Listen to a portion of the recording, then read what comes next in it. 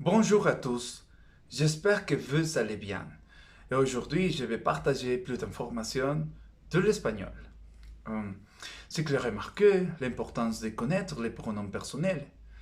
De cette manière, je vais partager les pronoms en espagnol. Premièrement, je vais utiliser le mot yo. Yo, qui signifie je en français. Et appartenir à les premiers pronoms singuliers. Après de ça, je vais utiliser les pronoms tu, que c'est le même que dire tu en français.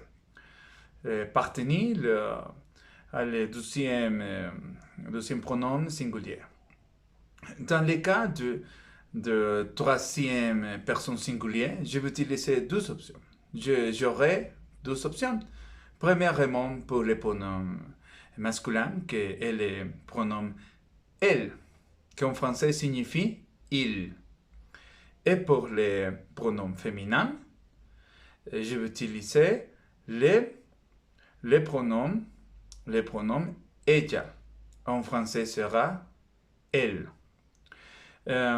Après de ça, je sais que j'ai remarqué que les pronoms hommes, que nous les utilisons en français, ne s'utilisent pas dans l'espagnol. Après de ça, je vais voir les pronoms pluriels. Première personne plurielle, je vais utiliser nosotros. Autrefois, nosotros. Et que sera le même que nous en français. Après, je vais utiliser de deux manières ces pronoms. Premièrement, si je parlerai avec mon chef et lui est une seule personne, je dirai usted. Dans le cas que sera un groupe de personnes, je dirai ustedes.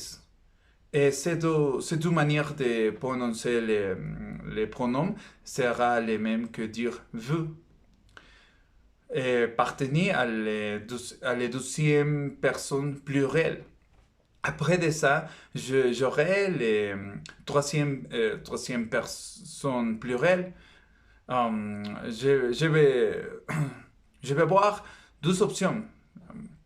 Premièrement, j'aurai les pronoms ellos, que est comment dire ils de manière plurielle.